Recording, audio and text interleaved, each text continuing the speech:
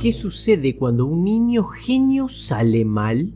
¿Qué obtienes cuando el genio se vuelve imprudente y no supervisado en la infancia? Lo que ves es David Charles Ham, el Boy Scout que provocó un desastre nuclear en la casa de su madre. Esta es una historia trágica, pero es una de las más locas que jamás hayas conocido.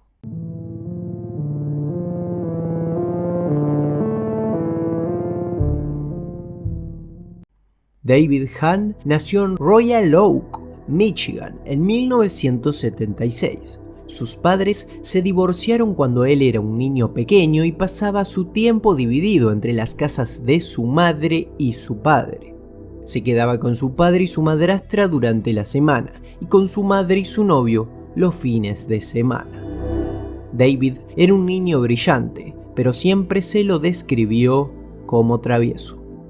Se unió a la tropa de Boy Scout, donde ganó muchos de sus amigos de la infancia y su amor por la naturaleza. A la edad de 10 años, su abuelo le regaló a David un libro llamado El Libro de Oro de los Experimentos de Química, que se convertiría en un importante punto de inflexión en su vida. Aunque fue un regalo aparentemente inofensivo, el libro comenzó a crear una obsesión en David. Se enamoró de los experimentos e instaló un laboratorio en su habitación. Los experimentos de David fueron más de lo que cabría esperar de un niño de su edad. A la edad de 12 años, David había fabricado nitroglicerina por su cuenta. Era todo o nada con sus experimentos. Los experimentos simples y seguros nunca serían suficientes para él.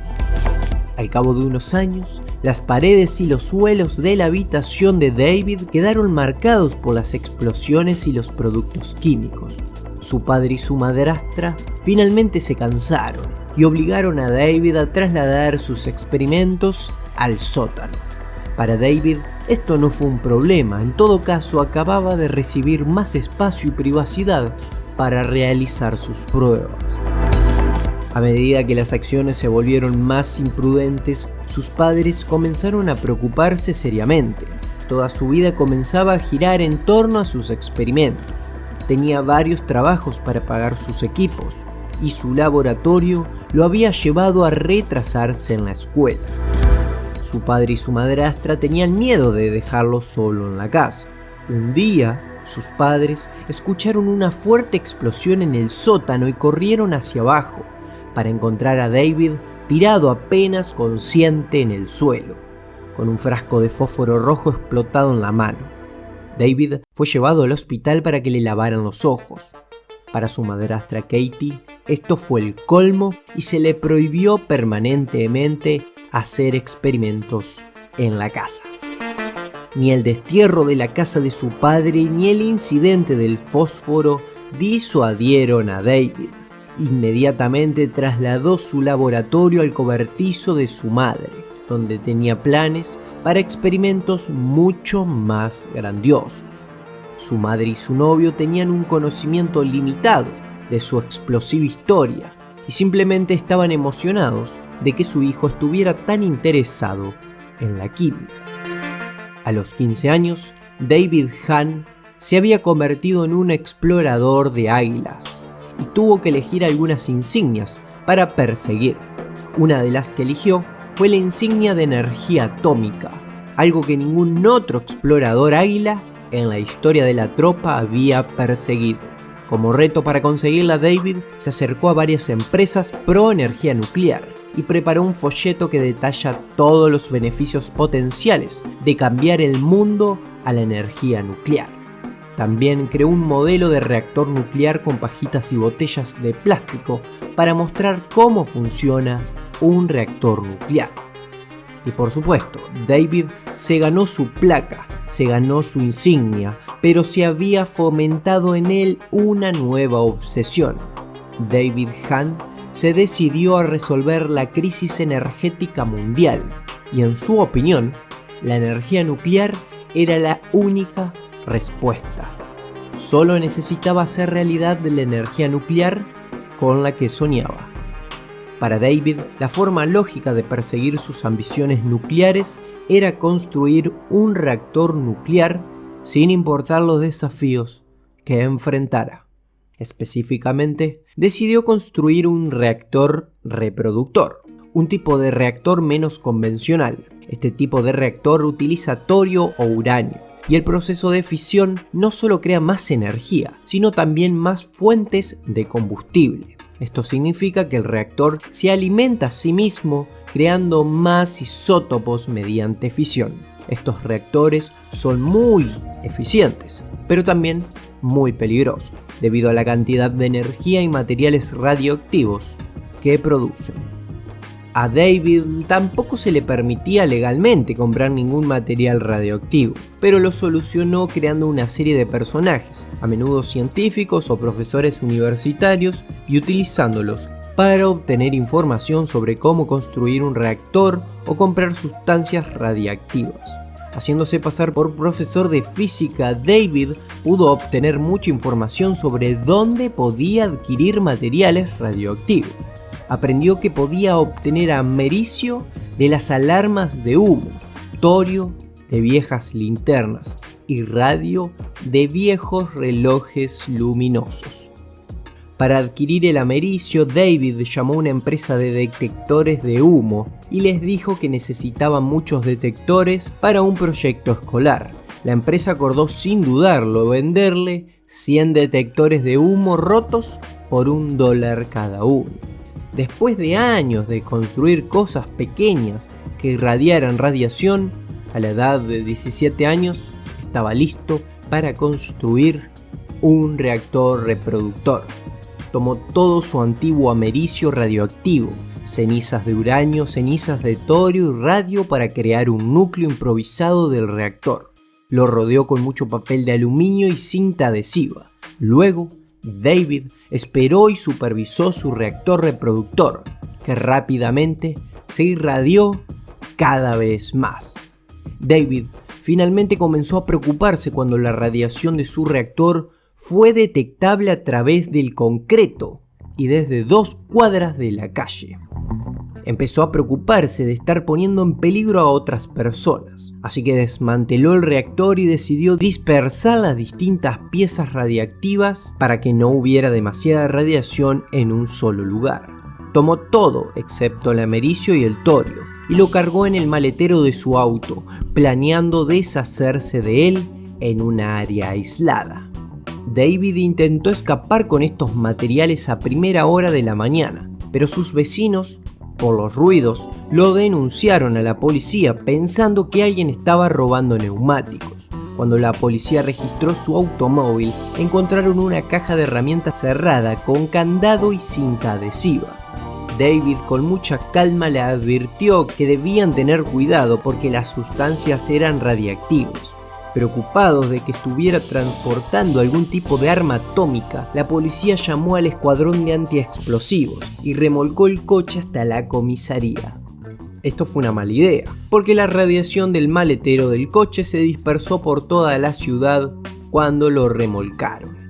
Cuando llegó el escuadrón antiexplosivos se sintieron aliviados al ver que la caja de herramientas no era una bomba atómica, pero inmediatamente se sorprendieron por la cantidad de isótopos radioactivos no naturales que estaban presentes.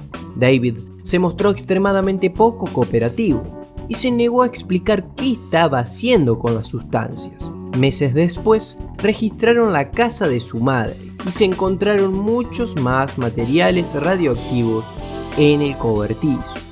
Fue necesaria una limpieza del cobertizo por un valor de $60.000 para no esparcir los desechos radiactivos. En ese momento, aproximadamente 40.000 residentes cercanos ya habían estado expuestos a niveles nocivos de radiación debido a los experimentos del joven David. Después de que se descubrió el pequeño desastre nuclear que creó, David cayó en una profunda depresión. La comunidad local lo criticó por ponerlos en riesgo y como resultado casi lo expulsaron de su grupo de águilas. Sin su laboratorio, David no tenía nada que hacer.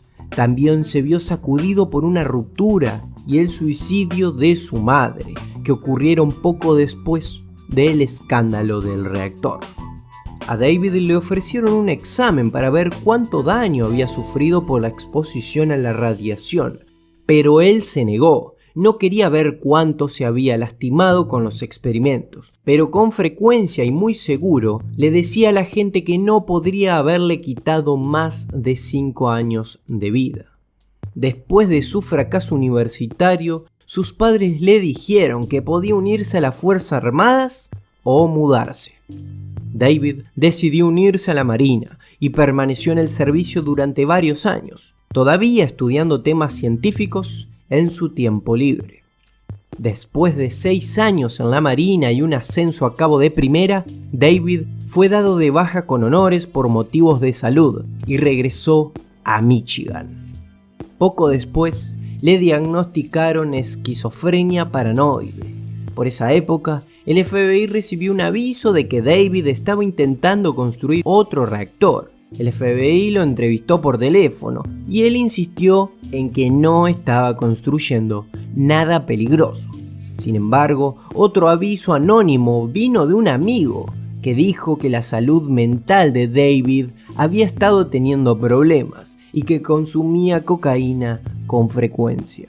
En 2007, como resultado de la investigación, David fue arrestado por robar detectores de humo de su edificio de apartamentos.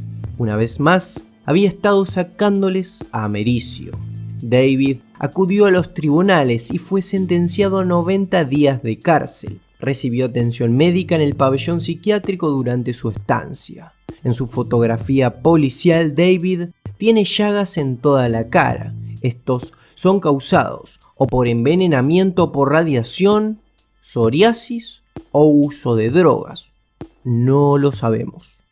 El 27 de septiembre de 2016, a la edad de tan solo 39 años, David Hahn fue encontrado muerto en su casa. Según el informe de la autopsia, accidentalmente habría sufrido una sobredosis de una combinación de alcohol, fentanilo y difenhidramina. David fue enterrado en su ciudad natal. Claramente tenía una cantidad significativa de inteligencia, pero no se le dio la oportunidad de usarla de manera positiva debido a todos los obstáculos en su vida. Solo queda imaginar lo que David Hahn podría haber contribuido al mundo en circunstancias diferentes si su genio infantil se hubiera utilizado de maneras más positivas y controladas. Desafortunadamente, nunca lo sabremos, pero la leyenda del Boy Scout radiactivo siempre vivirá en nuestras mentes. Te agradezco por llegar hasta el final del video. Eso significa que te ha gustado. Por favor, házmelo saber con un me gusta, compártelo y lo más importante, porque quiero leerlos